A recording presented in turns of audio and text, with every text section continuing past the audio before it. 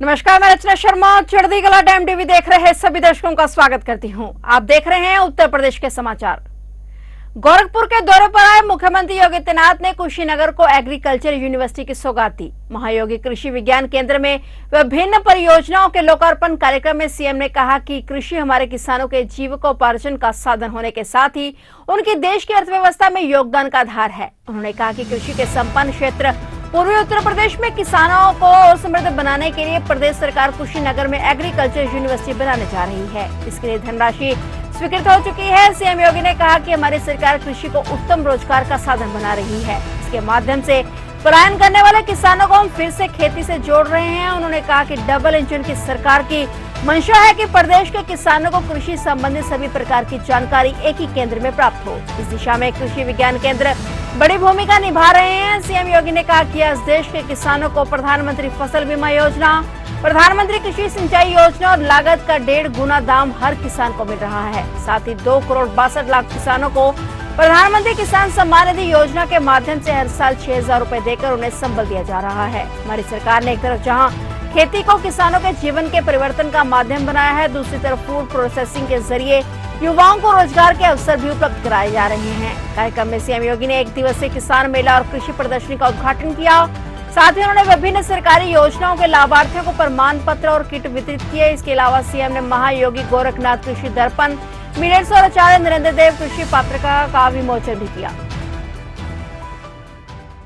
भारत एक कृषि प्रधान देश है और खेती बाड़ी में देश की अधिकतर जनता लग करके न केवल अपनी आजीविका को बल्कि देश की अर्थव्यवस्था को भी मजबूती प्रदान करने में अपना योगदान देती है।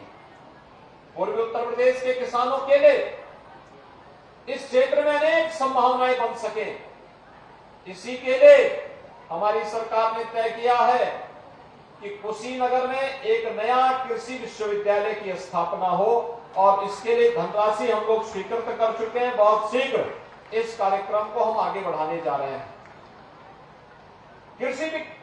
कृषि विश्वविद्यालय इस क्षेत्र में और विराटता को लेकर के प्रत्येक किसान के जीवन में व्यापक परिवर्तन का कारण बनेगा।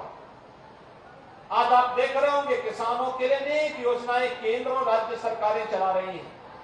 प्रधानमंत्री मोदी जी जब 14 में देश की बागडोर संभालते हैं तो पहला काम उन्होंने सॉइल हेल्थ कार्ड से जारी किया था कि सॉइल हेल्थ कार्ड के माध्यम से हर किसान को पता लगना चाहिए।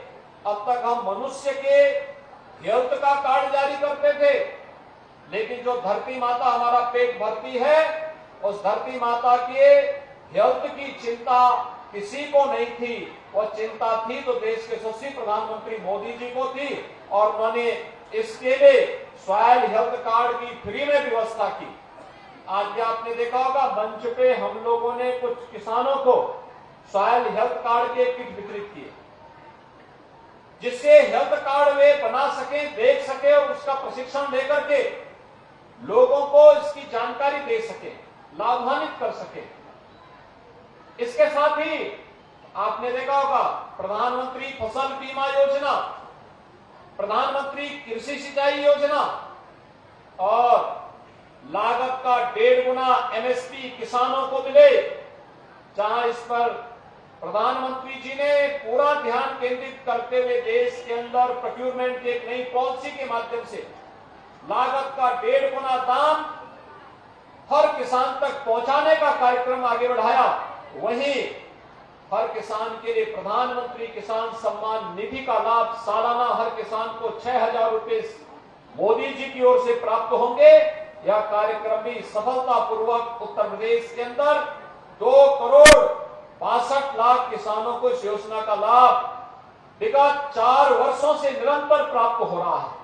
मुख्यमंत्री योगी आदित्यनाथ ने बीआरडी मेडिकल कॉलेज में संचारी रोग नियंत्रण और दस्तक अभियान का शुभारंभ किया और इस दौरान मुख्यमंत्री ने कहा कि इंसेफ्लाइटिस पर नियंत्रण को देश दुनिया के सामने एक सफलता मॉडल बताते हुए कहा कि इस समन्वित प्रयास से इंसेफ्लाइटिस खत्म होने के कगार पर है। शीघ्र ही इनके नमूनों की घोषणा की जाएगी। सीएम ने आगे कहा कि अन्य संचारी रोगों पर भी उत्तर प्रदेश में नियंत्रण पाया जा चुका है। उन्होंने 3 वर्षीय बच्चे वैदिक से गुब्बारा उड़ाकर और स्वयं हरी झंडी दिखाकर जागरूकता रैली को रवाना किया। मुख्यमंत्री ने कहा कि प्रदेश सरकार की तरफ से वर्ष 2017 से वर्ष में 3 बार डेंगू, मलेरिया, इंसेफ्लाइटिस, कालाज्वार, चिकनगुनिया जैसे संचारी रोगों के नियंत्रण के लिए विशेष अभियान चलाया जा रहा है। 6 वर्षों के दौरान इसके बहुत अच्छे परिणाम आए हैं। इस विशेष अभियान में पहले 15 दिन का कार्यक्रम जन जागरण के साथ अंतर्विभागीय जिम्मेदारी का निर्वहन करने के लिए है। 16 से 31 अक्टूबर तक दस्तक अभियान के अंतर्गत आशा कार्यकर्ता घर घर जाकर रोगियों को चिन्हित कर उनके समुचित उपचार की व्यवस्था कराएंगी। अन्य राज्यों में डेंगू कहर ढा रहा है, यहाँ संचारी रोग नियंत्रण अभियान की वजह से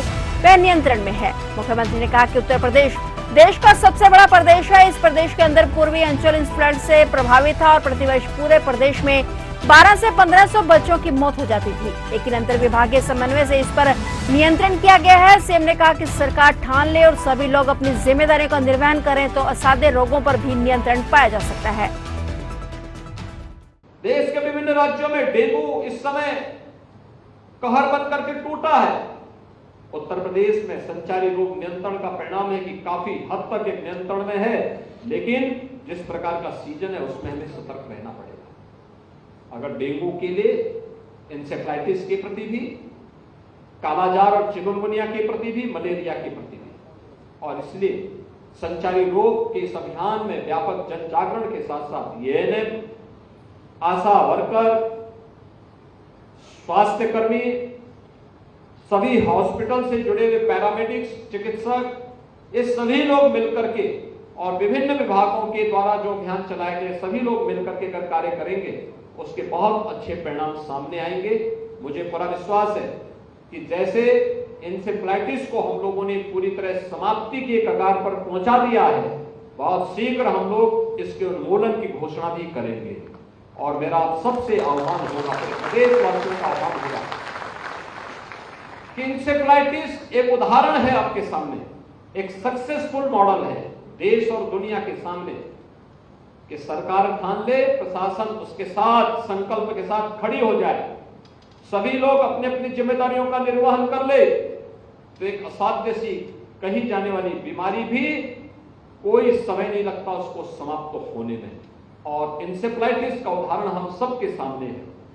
और ऐसे ही अन्य जितने भी संचारी रोग हैं, इन सब के लिए समाज की जागरूकता, आम जनमानस की जागरूकता, स्वास्थ्य कर्मियों की सतर्कता और हर विभाग अगर अपनी अपनी जिम्मेदारियों का ईमानदारी पूर्वक निर्वहन कर ले तो कोई कारण नहीं कि हम डेंगू, कालाजार, चिकनगुनिया, मलेरिया जैसी संचारी रोगों को भी पूरी तरह उन्मूलन करने में सफल हो जाएंगे।